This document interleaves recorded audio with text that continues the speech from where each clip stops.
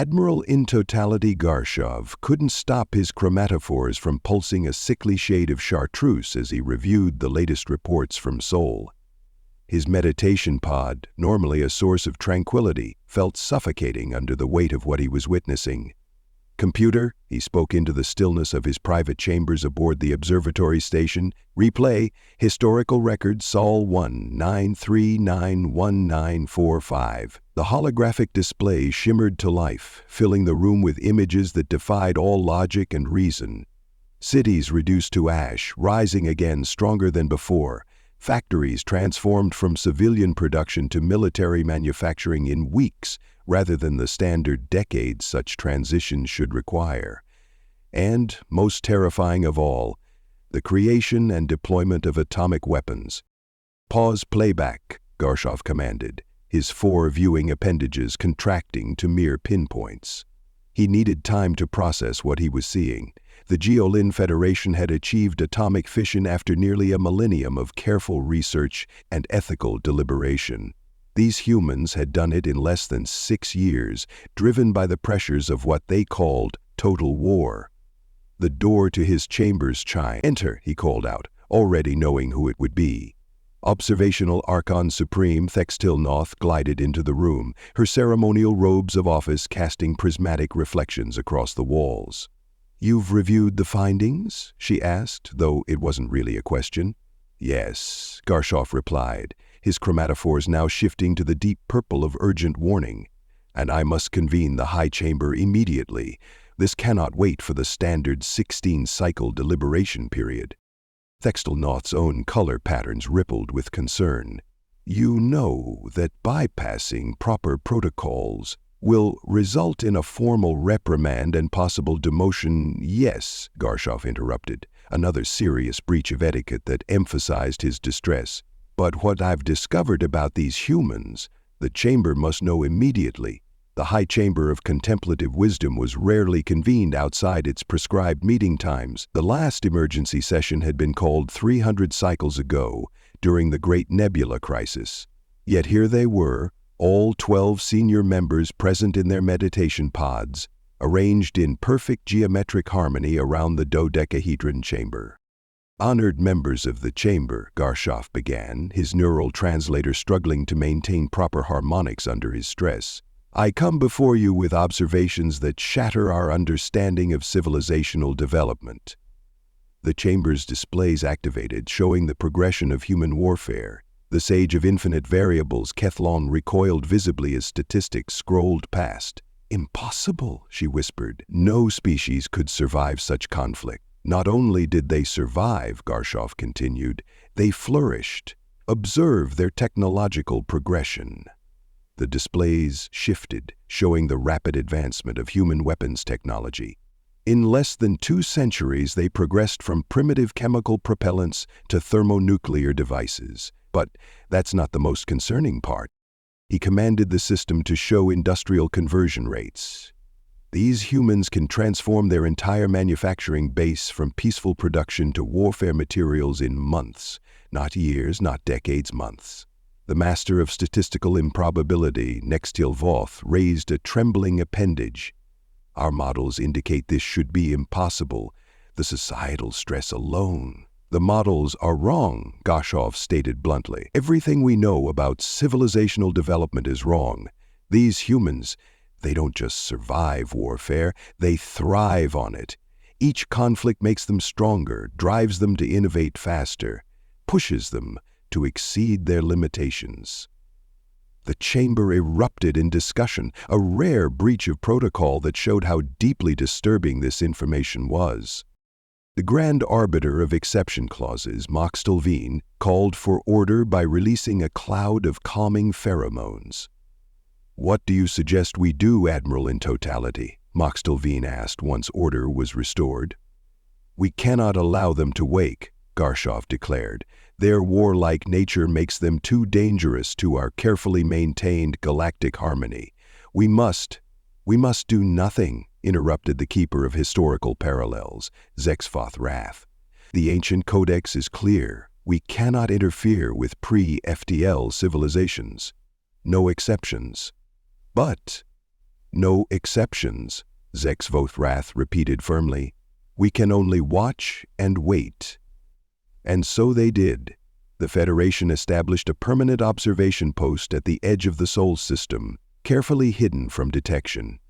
They watched as humans rebuilt from their world wars, as they called them. They observed as this species that should have destroyed itself instead reached for the stars. In his private logs that night, Garshov recorded words that would prove prophetic. We have discovered something unprecedented, a species that turns conflict into progress, war into advancement, destruction into renewal.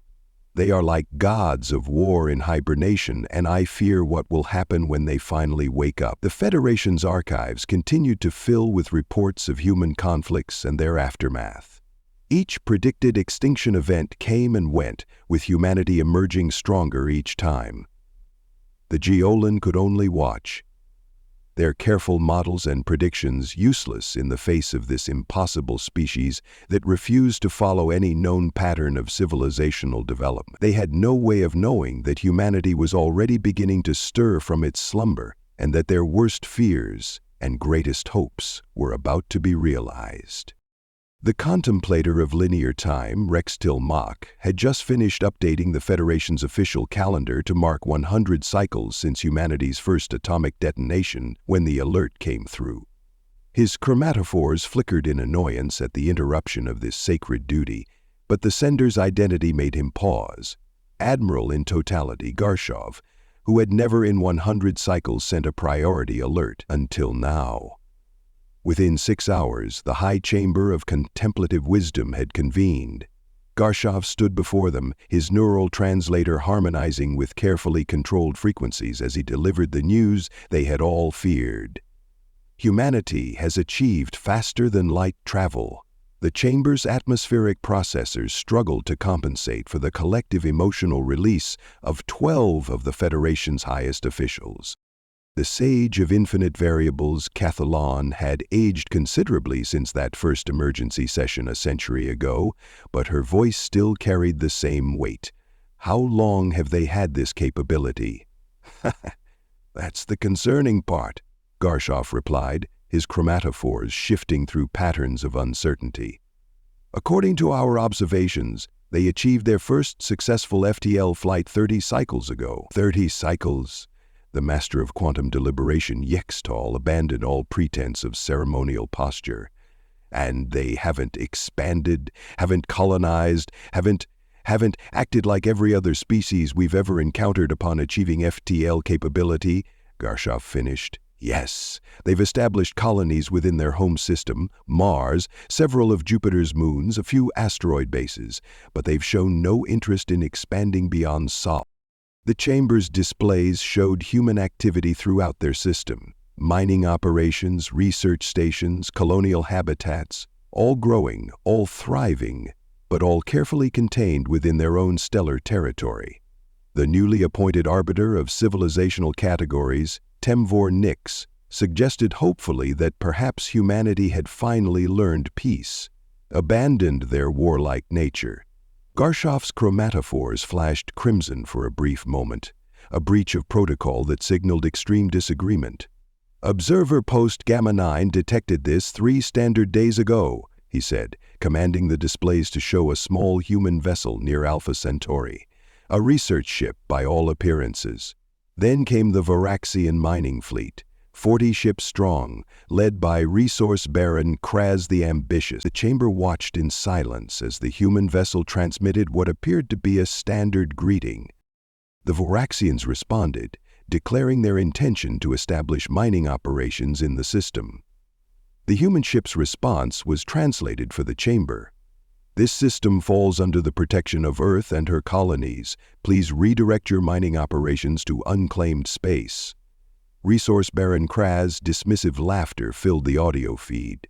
The Varaxians were notoriously aggressive in their expansion, especially with pre-FTL or newly spacefaring races. They proceeded with their mining deployment, ignoring the single human vessel. "Observe," Garshov said quietly. "What happened next?" The human ship transmitted a single brief signal. 6 hours later, 30 warships emerged from FTL travel at precisely calculated points around the Varaxian fleet. Each human vessel was larger than anything humanity had ever deployed within their home system. The keeper of historical parallels, Zex Vorath, leaned forward in his meditation pod, noting that these ships weren't new construction. Based on their analysis, they had been built at least 20 cycles ago.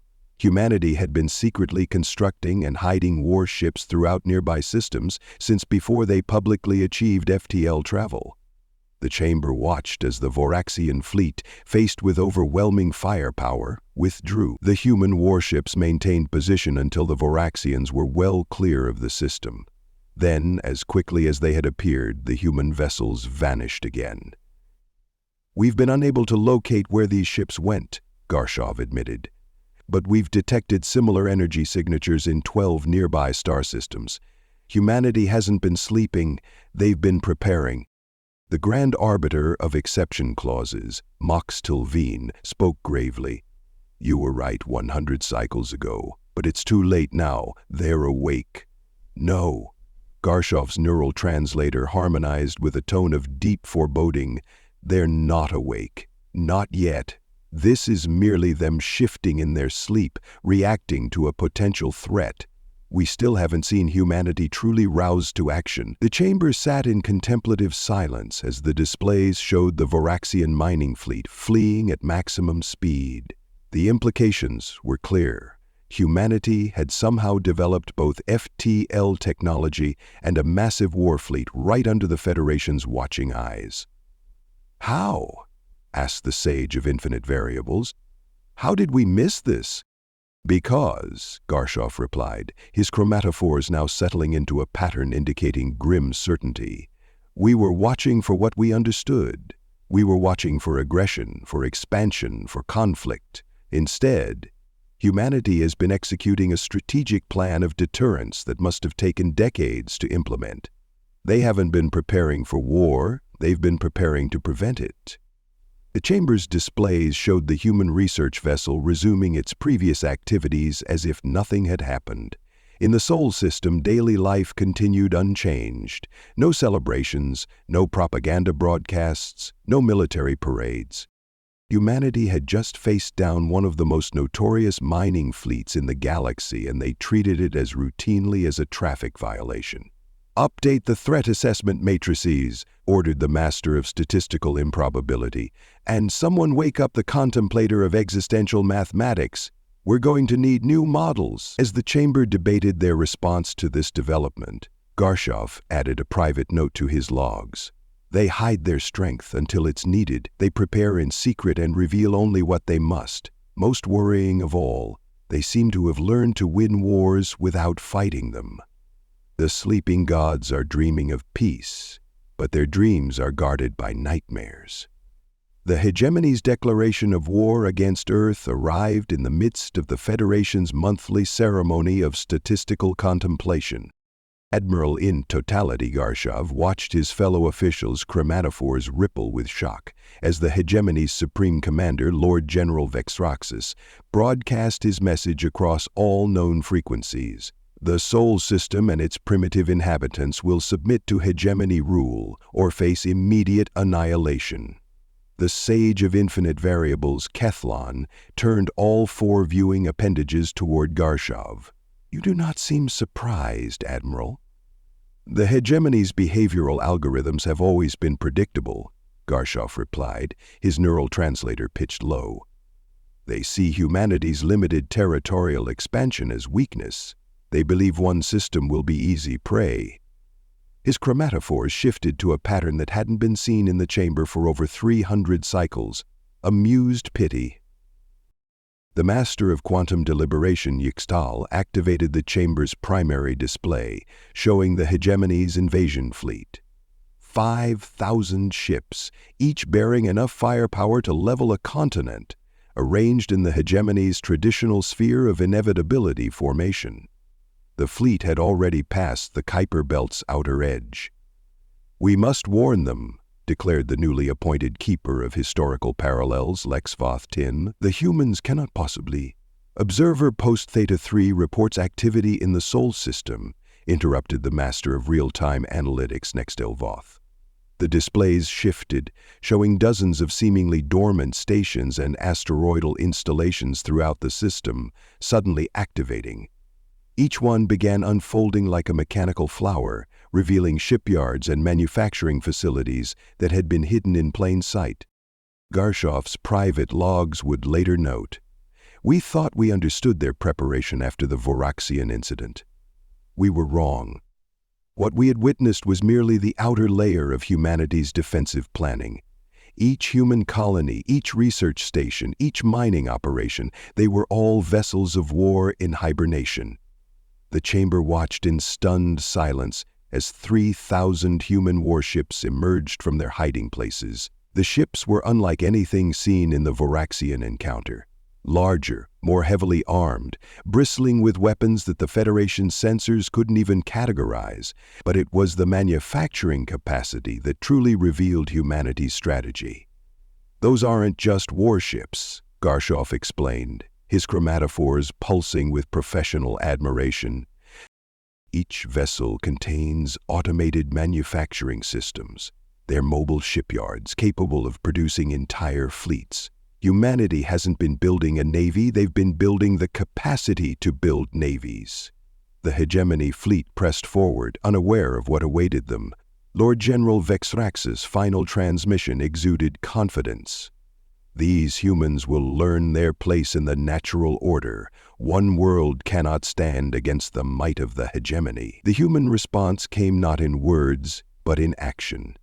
Their 3,000 ships suddenly multiplied as each vessel deployed smaller craft, automated defense platforms, and mobile manufacturing units. The Federation's sensors struggled to track the exponential growth of humanity's forces as their hidden industry awakened. "By all that is mathematically sacred," whispered the contemplator of existential mathematics, Zextilrath, "they're not just matching the hegemony's numbers, they're exceeding them. Each human ship is becoming its own fleet." The battle, when it came, lasted precisely 47 minutes. The hegemony's sphere of inevitability formation, unchanged in 10,000 years of conquest, found itself encased within a perfect geometric shell of human warship. Every attempted maneuver, every tactical doctrine in the hegemony's arsenal had been anticipated and countered before it began. "This is why they contained themselves to one system," Garshov observed, as the chamber watched the systematic dismantling of the galaxy's most feared military force. They weren't limited by capability. They were choosing to concentrate their strength. Every human installation, every colony, every research station we observed, they were all part of a single, integrated defense system. We thought they were building infrastructure. They were building fortress. The hegemony fleet's surrender came 48 minutes after their declaration of war. Lord Vexrax's final transmission showed none of his earlier arrogance. "We yield to the superior force. The hegemony submits to humanity's terms."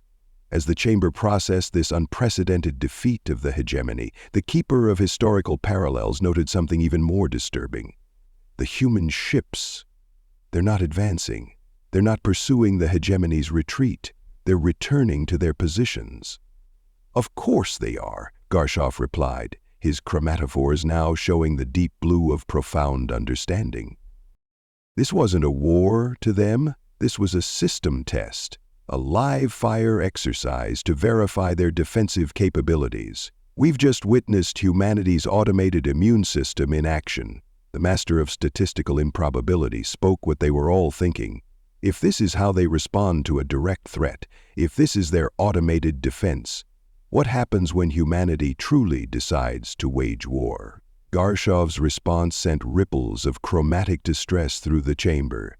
"Let us hope we never find out, because what we've witnessed today isn't humanity awakening. It's merely them shifting in their sleep, swatting away an irritant. The true gods of war still slumber in their terrestrial cradle, and if they ever fully wake..." His chromatophores shifted to a color that had no name in any of the Federation's languages, a hue that spoke of possibilities too terrible to contemplate. The High Chamber of Contemplative Wisdom had been in continuous session for 7 days following the hegemony's defeat, the longest period of uninterrupted deliberation in Federation history. The atmospheric processors had given up trying to regulate the emotional emissions of the assembled officials, leaving the air thick with the pheromones of anxiety, wonder, and existential uncertainty. Admiral in totality, Garshov, stood at the center of the chamber, his chromatophores locked in the formal pattern of ceremonial reporting, despite the endless stream of updates flowing through his neural interface. The latest news had caused even the contemplator of existential mathematics to abandon his calculations. Humanity had called for a galactic congress. They request, Garshaw's translator harmonized, the presence of representatives from all spacefaring civilizations. The hegemony, the Federation, the Voraxian consortiums, the free worlds of the Rim, all are invited to Earth itself. The master of quantum deliberation, Yixtal, rippled with distress. To their homeworld? After demonstrating such military capability, it could be a trap. That, the sage of infinite variables responded, her age-wizened chromatophores pulsing gently, is precisely why it isn't one. They have already proven they don't need to trap us to destroy us. The human transmission continued playing on the chamber's displays. Their spokesperson, a surprisingly young female they called Secretary General, spoke with neither pride nor aggression about their recent victory. Instead, she talked of peace, of cooperation, of the need for established protocols to prevent future conflicts. The hegemony's invasion was referenced only as the recent unfortunate misunderstanding. Observe, Garshov noted, how they speak of the future. No demands for reparations, no territorial claims, no punitive measures against the hegemony. They're proposing the establishment of what they call the Galactic Council of Sovereign Nations. The chamber's displays showed the proposed structure, a governing body where all spacefaring civilizations would have equal representation, regardless of their military strength or territorial holdings. The humans had even suggested rotating the Council's leadership among member species. They defeat the galaxy's greatest military power? The master of statistical improbability said, his chromatophores flickering with confusion. Reveal technological superiority beyond our comprehension? Demonstrate manufacturing capabilities that could produce a fleet to dominate the galaxy?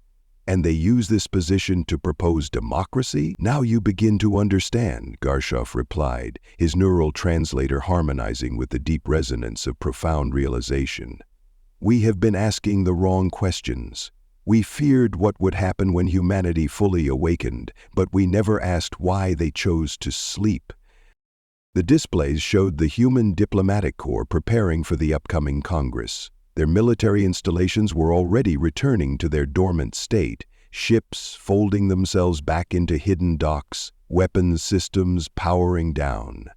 In the background, Earth cities continued their daily routines, their populations seemingly unconcerned with their species' sudden emergence as a galactic superpower. They were never sleeping because they were tired, Garshov continued, his chromatophores shifting to display a pattern of enlightenment that rippled through the chamber. They were sleeping because they had evolved beyond the need for constant warfare. What we witnessed wasn't their military might, it was their immune system. An automated defense program designed to protect their real work, the advancement of their civilization. The keeper of historical parallels, Lex Votin, accessed the Federation's archives, displaying humanity's technological progression. Their development did not slow after achieving peace. If anything, it accelerated. Their wars taught them efficiency, adaptation, and innovation, but peace taught them wisdom. The human Secretary General's voice filled the chamber again as she concluded her address. We invite all civilizations to join us in building a future where strength exists to preserve peace, not wage war. Where technology serves progress, not destruction.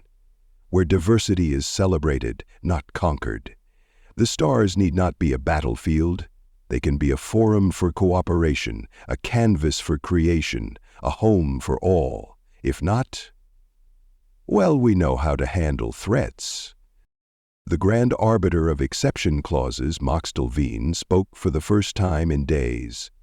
They are not gods of war preparing to wake, they are gods of civilization who chose to rest, maintaining just enough martial power to ensure their dreams of peace would not be disturbed.